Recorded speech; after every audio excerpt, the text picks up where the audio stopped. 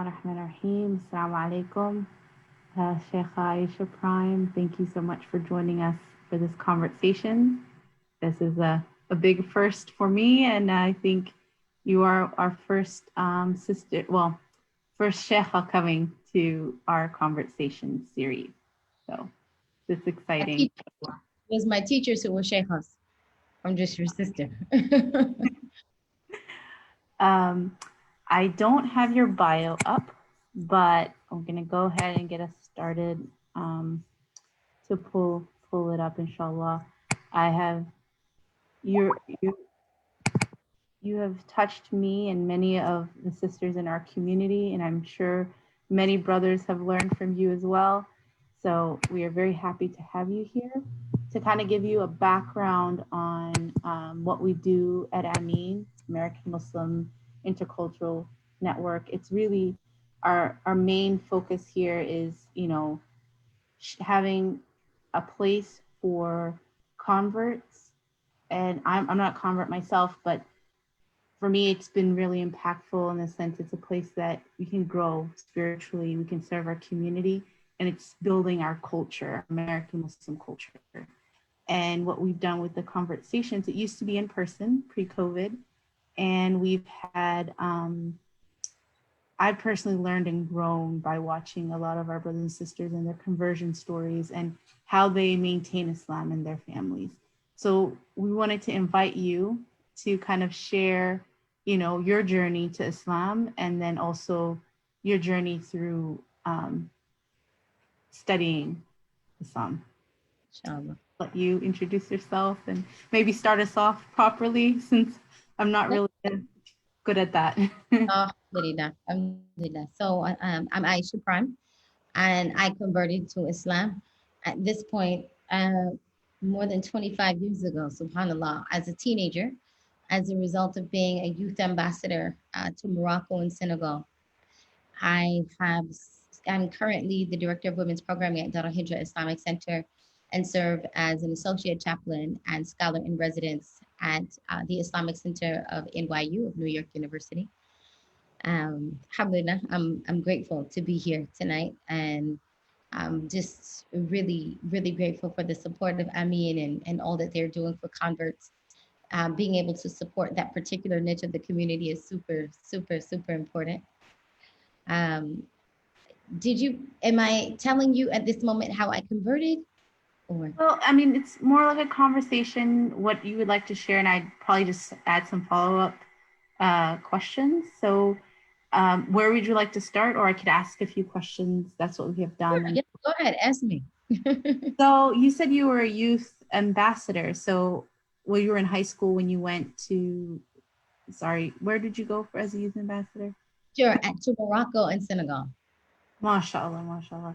So how was that experience? And I mean, getting that courage to go out there.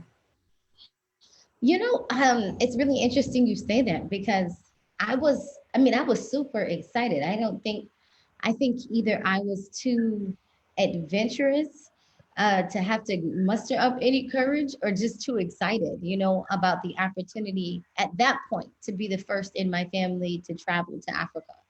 And so I'm originally from Jacksonville, Florida.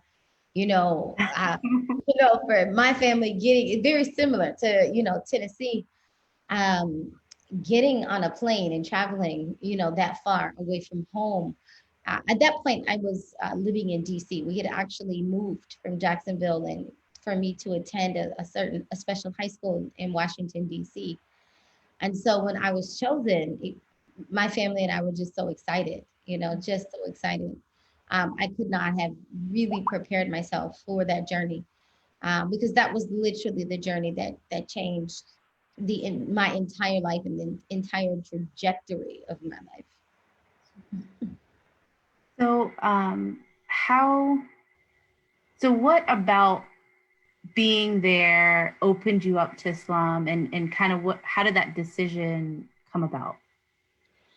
So I'll go ahead and tell you the full story. So we had arrived the very first night.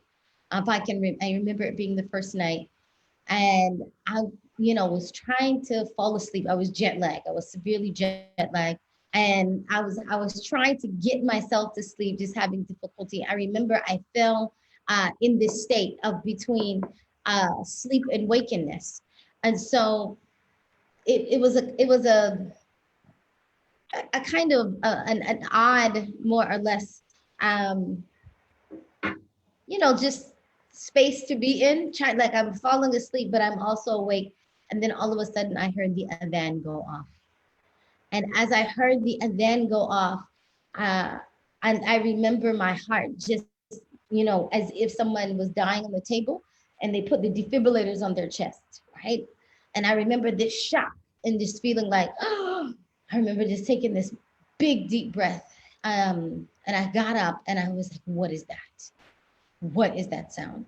And so I went to the balcony of the El Kandahar Hotel in Casablanca and went to the balcony and opened the doors and was trying to trace the sound, like where is it coming from? And as you know, in the Muslim world, the adhan is coming in waves, right? There's one masjid and then the next masjid, and it's again in the distance.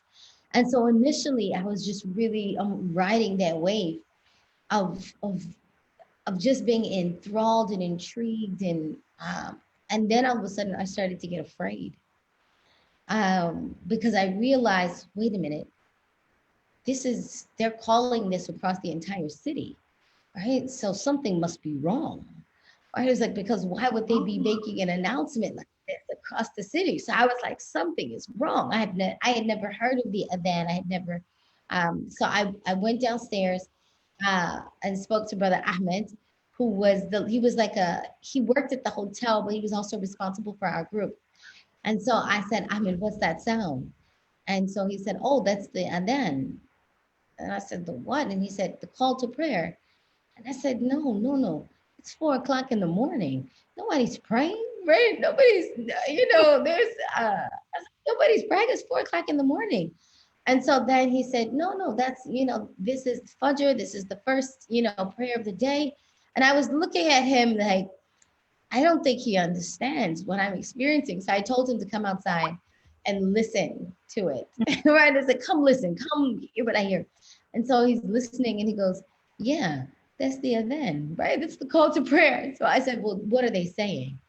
And so because at that time I did not speak any Arabic, I had actually at that point not heard the name Allah. And so I said to him, when he translated it for me, I remember feeling something fall down inside my chest. And I had this deep urgency to just be alone and to be by myself. So I went in my room, back upstairs to my room, and I sat on the floor and I wept for about 45 minutes. And um, I just said, God, I've worshiped you my whole life because I was raised as a very strict, very active Christian. So I said, I've worshiped you my whole life and I've never gotten up before the sun came up to pray. So I said, I know two things about you. One, I know that you love these people because you taught them your name. Like we call you God, but they know your name. And they're announcing it and they love you because they get up before the sun gets up. They're early to meet you and they're announcing their love for you. Like when we all would say that if somebody loves somebody, they would announce it from the mountaintop. So to hear them kind of, just literally calling out Allah's name across the city, I said, and they love you. You love them and they love you. So I sat in my own room and said, so count me from amongst them. Um, and so that was the beginning of my journey, to be honest. We continued throughout Morocco. I remember when I walked into the Husseini Mosque in Morocco and just fell in love even more deeply in love and would, did not want to leave. Like, whatever we're going on the rest of this tour, you could just leave me right here. But it wasn't until, I still had no idea what all of it meant. On a spiritual level, I just, I got that much, right? And so when I arrived in Senegal, it was very different. In Morocco, we'd spend a lot of time meeting officials. It was very governmental, a lot of officials, things like that. But when I got to Senegal, actually was moved from being in hotels, and when we finished the government side, and actually stayed with a Muslim family. And so staying with that family, then Ramadan came, right? And during my time there. And so then witnessing Ramadan in their household, just, I literally, because I'm at this point, I'm little, like right before I'm 15. I'm only 15. So actually, no, I had turned 16. And so I said, wow, they're starving themselves for God. Like, I didn't have, you know, that full reference of fasting. Like fasting at that point in my life had been something just small, a couple of hours, maybe you fast through lunch, or, you give up chocolate. So my thought was like from sun up to sundown. Like I was like, whoa, that's wow. I remember saying they're starving themselves for God. I'm like, I know these people love you. These people love you. So, and just my experience with the family, to be honest, um, just everything I witnessed was something I just kept saying, you love these people and they love you. So when I returned back to America, I fell into a depression, right? My parents were like, what's wrong with her? What happened? Like, did somebody put some juju on my baby? Like, what happened?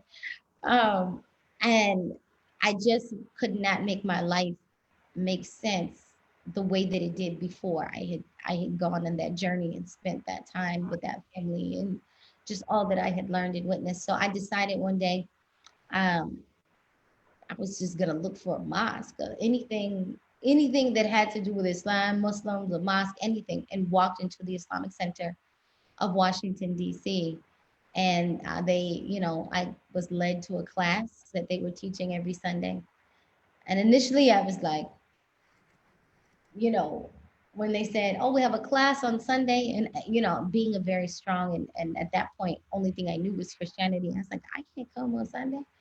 Like, I gotta go to church, right? Because I come from a Southern family, right? I come from a Southern family where you went to church every Sunday unless you were deathly ill. You had to have a doctor's note to get out of church. so, um, so I just was like, how am I going to tell my mother that I'm not going to church? So Mm. I don't know. I remember I somehow mustered up the courage, to say to her, I'm not going, right? I'm not going to church. I am. I'm going to go to this class. So may Allah bless Sheikh Muhammad Arafat. And I started going to his class every Sunday. And it was inside of that class that I formally took Shahada. So how did that go with your family? With how you explained Southern Christian family? Not very well. Let me say that. Not very well. Not in the beginning.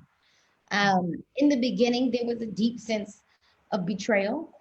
I think for my family, because I remember when I'm the youngest of six girls, so there was a deep feeling of, you know, I remember my dad saying, how are we going to be a family? How are we going to be one family if you have decided to join something else that we just don't know anything about? So that was one aspect. The other aspect is that, for them, the Bible was the word of God. And so I remember them saying, this is all we have. And me kind of pleading with them, like, no, actually, it's not. There's some more. Right? There's a continuation to the journey of Jesus. Alayhi salam. And so, you know, I think also my dad, I remember he gave me I had a Quran. Mind you, I'm still a teenager living at home, right? So they took my Quran, and they told me you cannot read it until you can no longer read this book until you read the Bible cover to cover. So I remember I picked up the Bible, and I was like, okay, like I'll do that. I have no problem with that. To be honest, at that point, there were a number of things that just continued to kind of seal my faith as I read it, began to read it cover to cover. Um, and so my family and I had a very difficult time those first couple of years. My family actually asked me to move out. They were like, you gotta go, because they were very strict about their beliefs at the time, and they were like, if you're going to hell, you're not going to do it in my house, kind of thinking. So, interestingly enough, I had met another Muslim girl at school, and her family actually asked if I would live with them. And so I ended up going because her family was like, well, you can't just live on your own or with your friends in some apartment. So Sure. so they actually asked me to live with them, and I did. And they became family to me until now. They're family to me.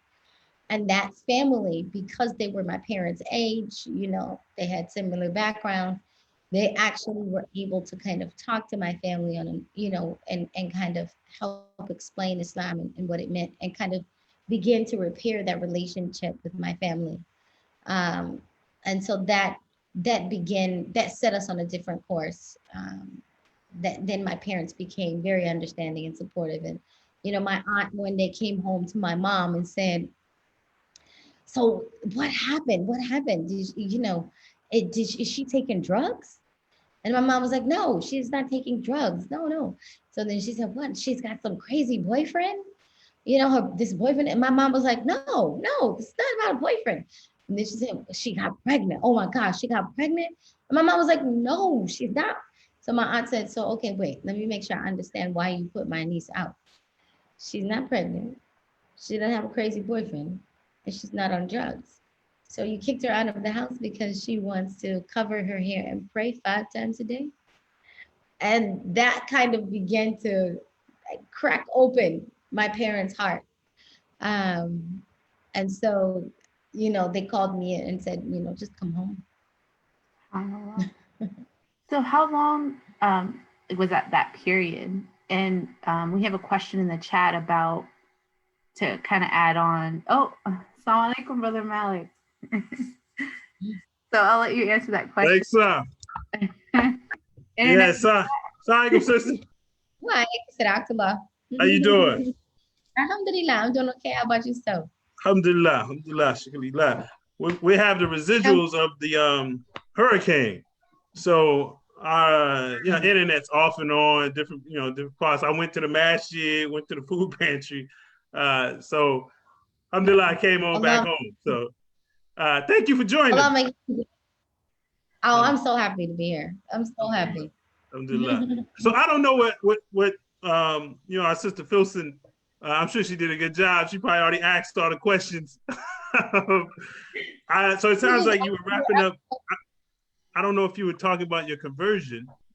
Yeah. So I'm assuming she was. Yeah. I just had a couple of questions. That was one.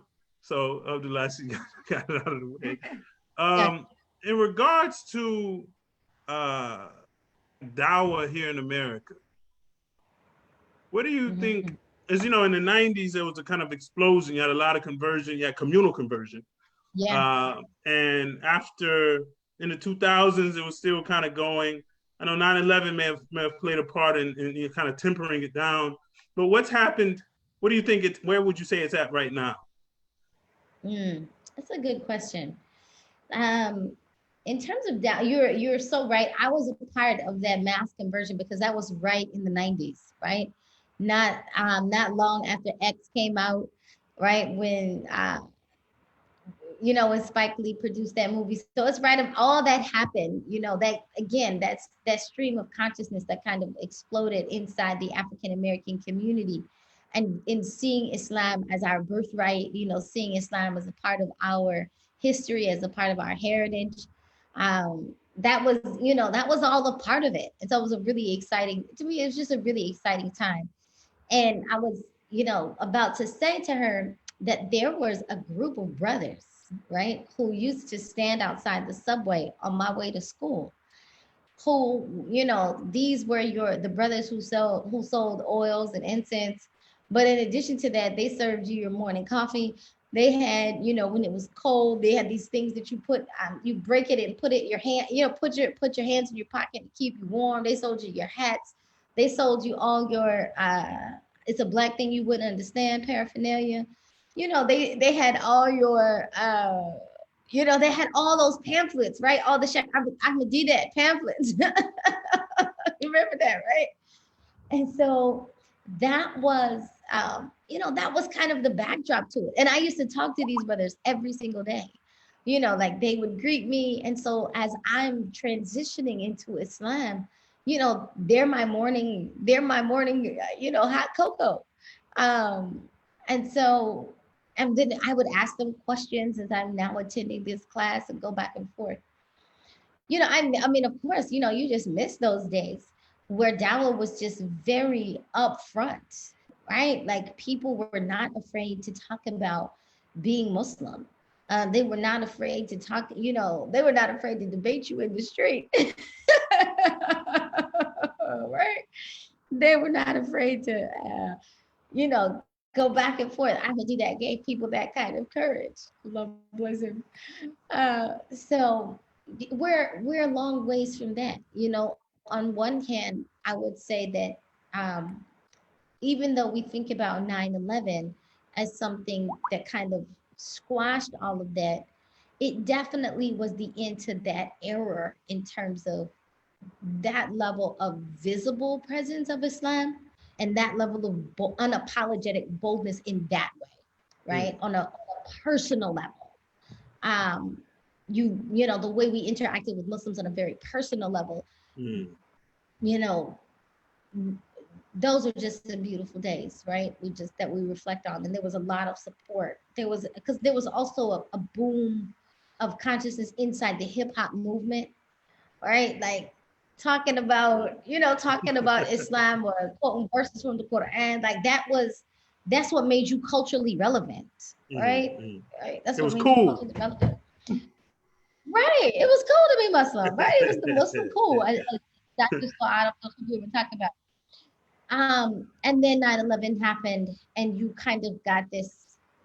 The interesting thing is you stop seeing those people kind of there in your face, but then other people started reading a lot, right? And learning more about Islam, more from a political standpoint or political ideology.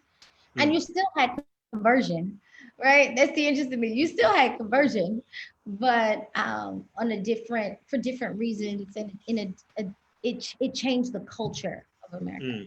That 9/11 changed the culture of America. And since that time, looking at it 20 years later, 19 years later, because it's so funny, when 9/11 happened, I was in Egypt.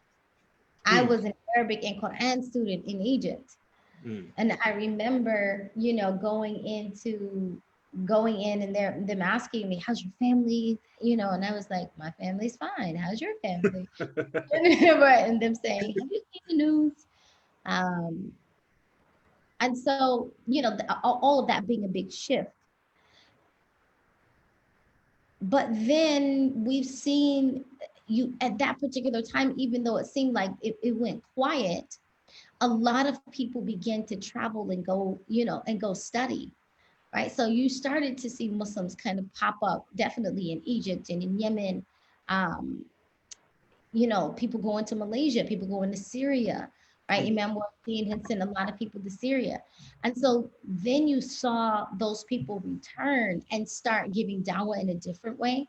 You start seeing the presence of Muslim chaplains on campus, on university campuses, which is not something that we had before, right? We didn't have that kind of presence.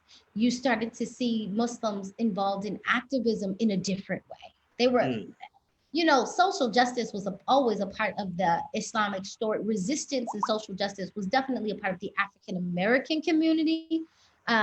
Their cultural understanding and collective consciousness about Islam, that Islam for them was always about a resistance to a certain system. So that wasn't new for them. But then activism began to show up differently, right? Like it was at an academic level now, right? Like talking about activism was starting to, was taking a different face and a different angle. You started even to have people who at that point we're not talking about social justice, right? Immigrant Muslims now kind of being infused by it. And so it almost has done this You know what I mean? Like, so there Mm-hmm. was a, before when there was the mass conversion of it this way, now you almost see Dawa kind of going this way, Mm. right? Like to the elites, as opposed to before, it was kind of to the working class. Yeah, you know what I Yeah. mean? Then, Yeah. then that would go, reach the suburbs. Yeah. Um, and then the internet began to help that. You started to see, I'm not necessarily sure that I would say a sophisticated conversation, but definitely one that was formulated. By now we're talking about, we're talking about critical race theory, and that actually hurts for many, right? That actually hurt for many, particularly in the African American community, because that was a time where academia was attacking um, the connection between the African American community and Islam, right? Mm. And Mm. so Mm. now you fast forward currently, and you have the likes of, Dr. Bilal Ware, you have other people. Dr. Suleiman Yang was actually on it at Howard HU. You had Dr. Suleiman Yang who was talking about it from a historical perspective for a while, but it was like, you know, it wasn't until we started to be able to take. Now we have scholarship, right? We have the likes of Dr. Sherman Jackson, right? You got, Ustad Obeidullah Evans. You got Imam Abdul Malik coming out of Tennessee, now, Nashville. You start to see this kind of sophisticated scholarship, academia, a different type of debate, right? So that's where we are. And in the end, it's, the Allah is the truth, in the sense that He will never allow the light of Islam to be extinguished with the mouths of people. That this deen will, it'll come from the street, it'll come from the university, it'll come from Right. children, it'll Right. come from the youth, right? Yeah. No. No. I So, agree with you. And my man Hamza Abdul Malik is here with us in Memphis. So we have a Allah beef with Akbar, yeah. Nashville. We Nashville is like that's another place. You know what I mean, for us. Yes, yes. So no, you're right. And one thing Dr. Jackson talks about is the idea of like creating culture. And I think in the '90s, when you had, you got Mos Def, you got Talib Kweli, you had, rappers who are talking about like on a conscious level, Poor Righteous Teachers, where Right, he's Eric really B. and Rakim, they was talking Eric about Rakim. Islam. I'm saying, I ain't no joke, right? So you have, you have those kind of cultural references to Islam. Um, Now there's no one in there. And I know we had our music debate, halal, haram, um, and maybe some Muslims pulled out. Um, but now you don't have these kind of cultural references anymore. We almost stopped creating Yeah, culture. The African Americans almost have stopped creating culture as well. Our music has become, very degraded. It's not culturally uplifting as it used to be. Treat her like a mm. lady, uh, the queen. Oh, Treat her you like were the old queen. school. You know, I would say, I that being very intentional. I mean, I know I don't want to get into conspiracy theorists, but let's keep it 100. When we look at the historical references of America, that anytime you kind of get that collective consciousness, especially with that level of social consciousness, focusing on resistance and social justice, there are a number of things that are like, we need to kind of squelch this, right? Very similar to what happened during the King movement, right? That was seen as a threat to national security. And so, there was some very concentrated efforts to turn the mic away from, like, what was that song? Self-destruction was the end of that era, right? These rappers coming together, so you know what I mean? Like, oh no, we better do something about this. Right. Uh, and then not long after that, you had NWA really being promoted, and a real change, a big shift Yeah. culturally. Yeah. So it's not gone.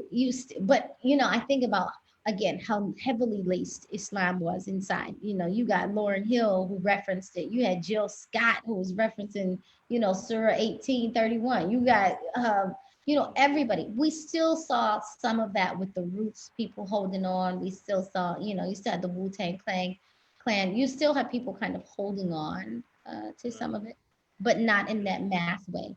And again, those kind of debates, to be honest,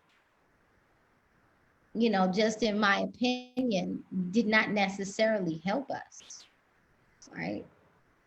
No, not at all. Not at all. Because it became culturally predatory. Because we were so busy debating about what was haram that we were thinking about, well, what are we building as if it is haram, right? That's a whole separate fit question. But if it is, what have we built as an alternative that's ready to replace that, right? Especially in the minds and the hearts of our people. Like, okay, well, if you're not going to do music, you still need a culture, because that was a driving home message and allowed, in all honesty, the youth to kind of hold on to their deen, Mm, right? mm, Otherwise, we just became, uh, and it happened. We became almost a whitewashed version of ourselves. mm. Yeah, yeah. All right, Phil. I have another question. Should I get my question out of the way, and you go ahead and take it to the Yes, you go take it ahead. home? Okay. All Um, in regards to like converts, I didn't hear your story. I have to go back and watch it.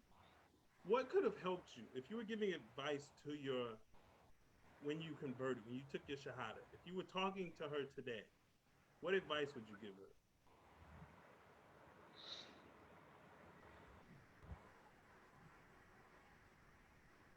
I would have even been a more hardcore student.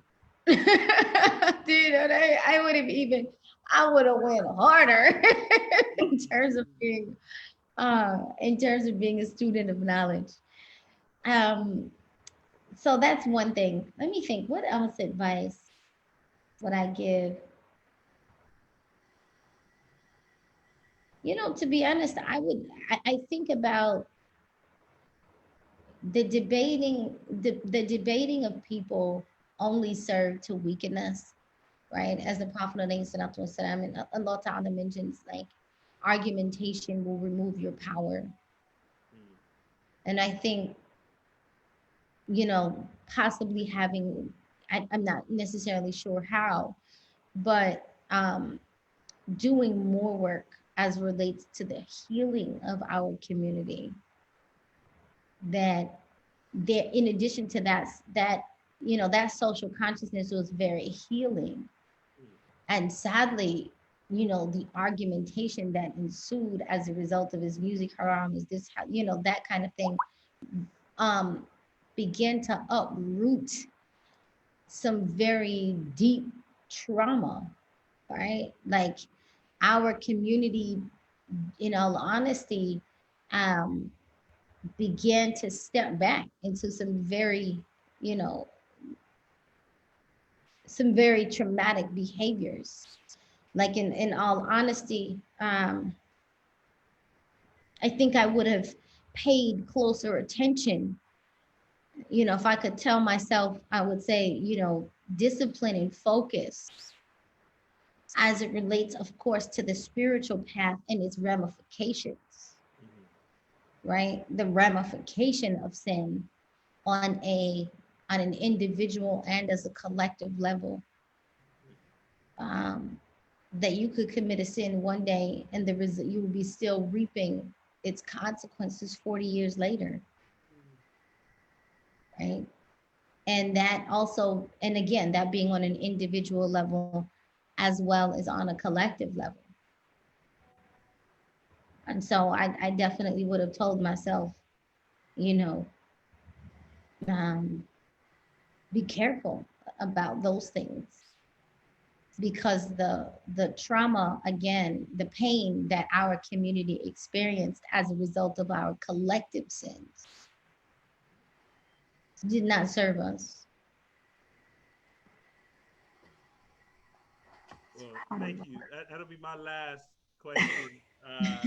Sister Filson asked the rest. I really appreciate you coming on. So we're gonna have to get you to Memphis, inshallah. Imam Hamza Abdul Malik lives right up the street from me. We all live in the same neighborhood, so you might as well come on Wow. down and visit us.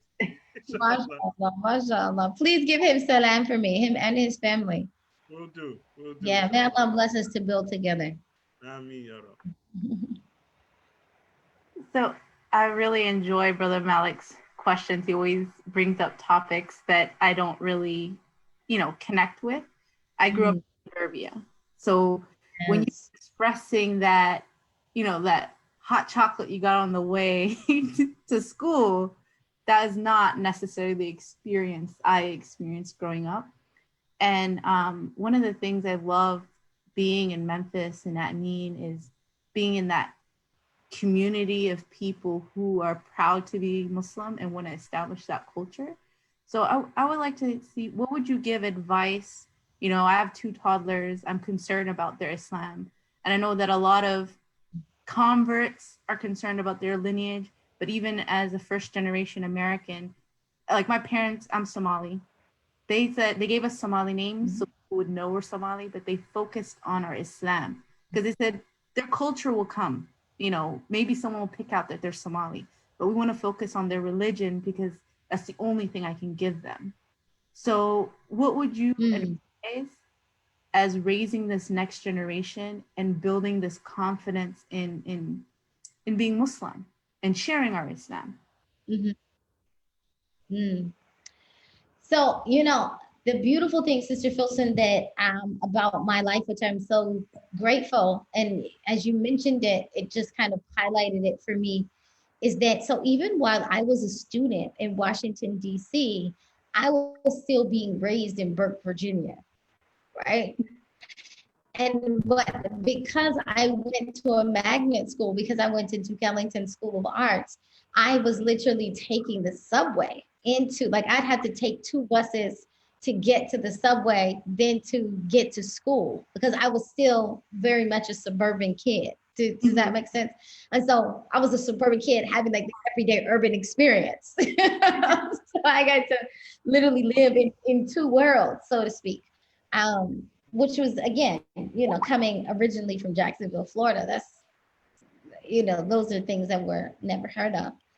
So I say this to say, in terms of what is important for that next generation, is that children who are growing up in the suburbs, they even though their parents are trying to almost protect them from the inner city, it actually is quite necessary that they be exposed to it. Not like, oh, I've got to expose them about, these are the poor, underserved population of the people. No, that there is a deep, that inside of the inner city, especially the inner city where pockets of Islam exist inside the inner city, there's a deep, not only is there a stronghold to faith, but it's also like a very deep-rooted unapologetic. Like, these people are not asking for, they're not seeking a certain social status that other people are seeking, right? They have almost, like, they are content with a certain place that they are in life. And so the way they practice Islam with an authenticity and an acceptance of who they are is something that our children in the suburbs can greatly benefit from, right? Is that it's not about, I am Muslim because of what Allah gives me, right? Like, a lot of times in the suburbs, we kind of train our children on Islam from the perspective of, Allah will bless you if you do this, Allah will give you this, the 10,000 Eid presents that we give them, and, all of the wonderful cartoons and nasheed that we're able to kind of sing to them, as opposed to a child. It's different inside the inner city, where it's like, there is a sense of resistance to the system that is inherent in their understanding, right? That their reality, there's a that Islam and its necessity for being able to see right from wrong is a lot clearer inside the inner city than sometimes it is in the suburbs, right? Because you can see where Shaitan has taken a hold of certain, of certain things.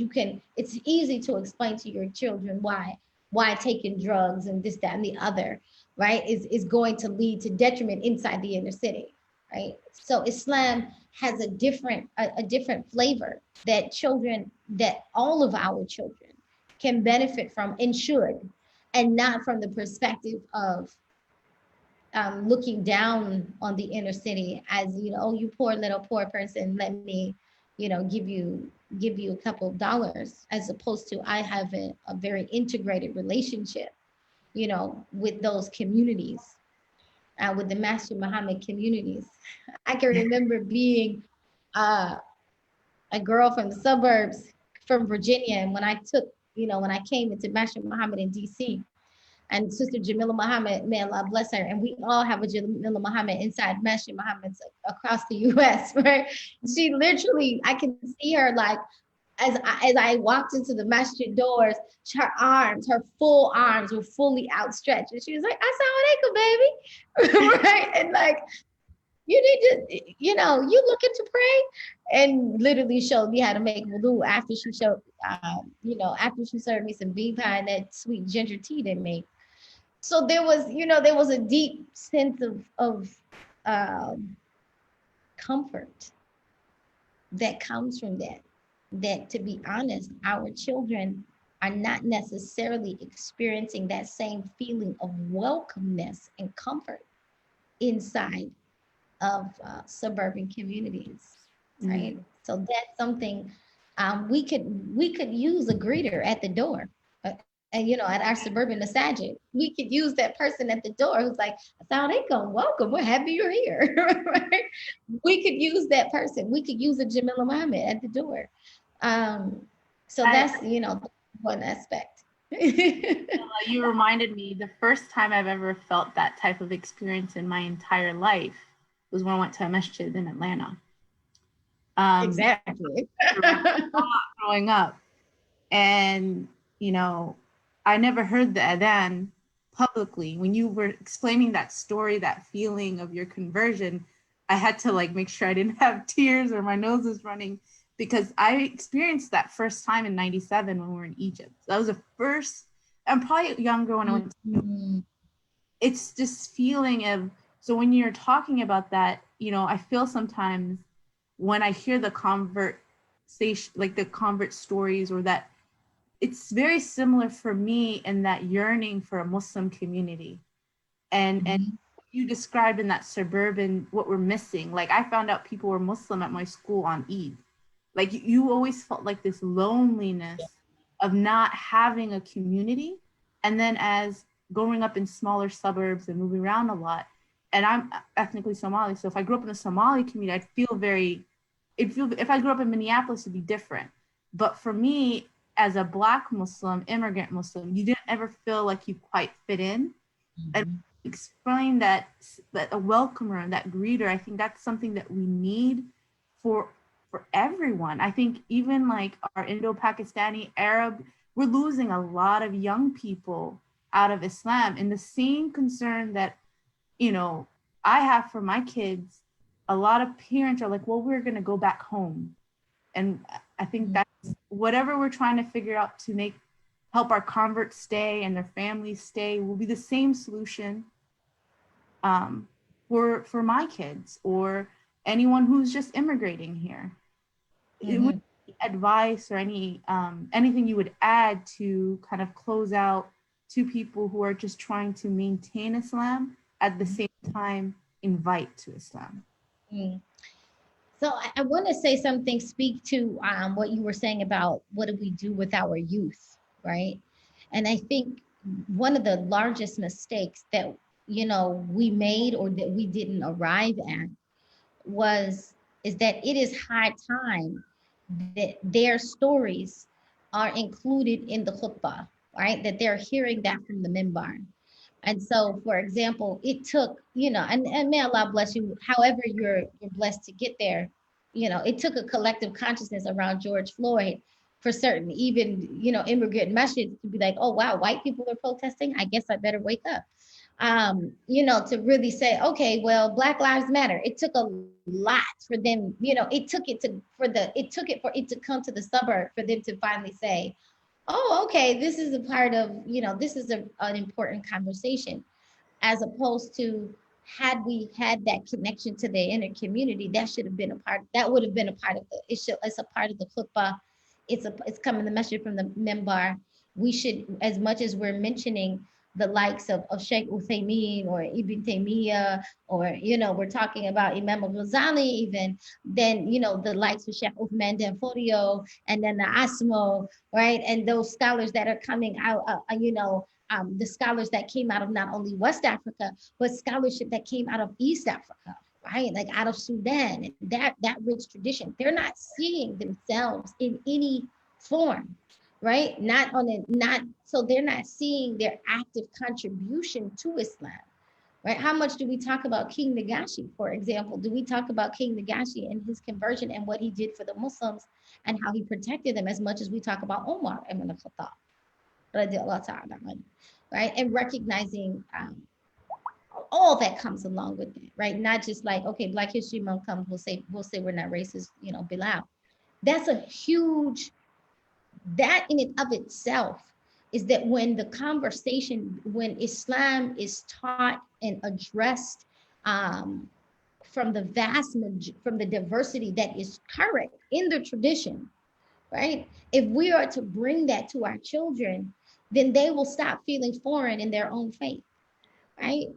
In communities where they should feel at home, they're feeling like I'm an unwanted guest sometimes, as opposed to my issues, my challenges, my fears. And I say to the Somali community, as well as to the Sudanese community, to the West African who came as immigrants, their children are not going to see themselves as immigrants, right? They're going to see themselves as Black Americans, because their experience is that. Their experience with the police are not pulling them over and say, oh, you're Somali? Oh, okay, that's no problem. They're saying, no, you're Black. You know what I mean? Oh, you're from Sudan? Oh, you're an immigrant. Oh, that's no, no, no. That's not how they're seeing our sons and our daughters, right? They are seeing them. And so it's I think the Somali community almost distance itself, the Somali, the Sudanese, they distance themselves from the African American community, you know, number one, out of survival, right? Number one, out of survival. Number two, they felt like, well, we know who we are. We have our language, our country, our people, our tribe. So we're not that, right? Only for Allah to bring us full force, right?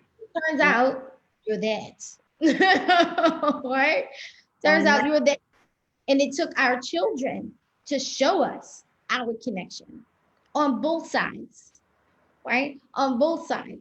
It took our children to say, you know, you guys you guys are isolating from your own family and don't even know it. And it's not even, you know, how we're all playing into that narrative of white supremacy. Our children see our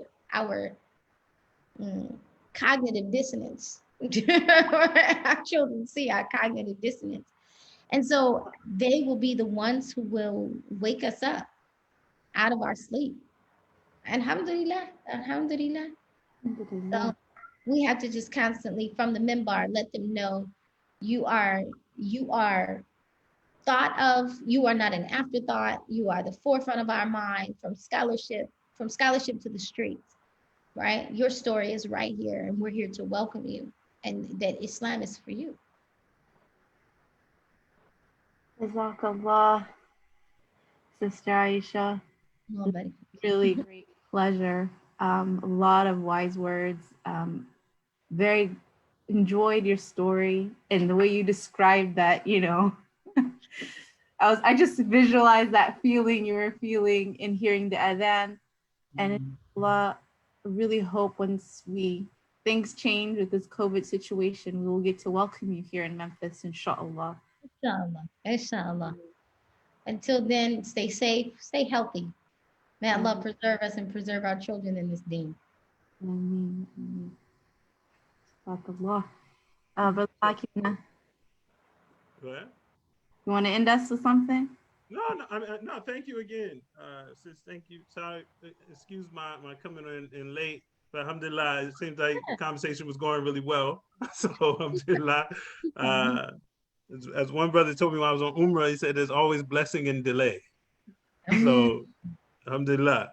So, no, thank you again, sis. Thank you. Inshallah, you can come see us soon, inshallah. Are you in Virginia now? Not at this moment, but Oh, okay. So Virginia. you're from Virginia. So I was born in Jacksonville, and then we moved to Virginia. Okay. I was in my when I was about 13, 14. We moved to Virginia when I was 13. And Okay. then Okay. I was raised and then I spent my high school, college years in DC when I wasn't I got overseas. you. So Alhamdulillah. alhamdulillah. Alhamdulillah. Alhamdulillah. Again, thank you very much for coming. Inshallah, I would like to tell everybody about the poetry slam we're gonna have. It's Sunday, September 13th, with our brother Tariq Teray. Inshallah, if you're free, sister, come on. It's starts at 6 o'clock, man. 5:30 our time, 5:30 Central Time. If you're free, you want to come drop some bars, have you can come on out, reminisce on the 90s. You know what I'm saying? So, inshallah, you can come on out. So again, everybody, September 13th, 5:30 Central Time, inshallah, we're gonna have a poetry slam. My brother Tariq Teray is gonna be he'll be a judge as well as he'll perform, inshallah, virtually. Inshallah, hopefully we get this, Allah removes this coronavirus. Inshallah, we can all meet with each other and be physically present. So, inshallah, we'll go ahead and recite Surah Asa and then we'll depart. Inshallah. Bismillahirrahmanirrahim. Wal asr. Inna inshallah fi khusr. Inna alladhina amanu wa aminu salihati wa tawasaw bil haqq wa tawasaw bis sabr. Inshallah. Jazakumullah khairan, sister. Have a good evening. You too. Assalamualaikum. Wa alaikum salam.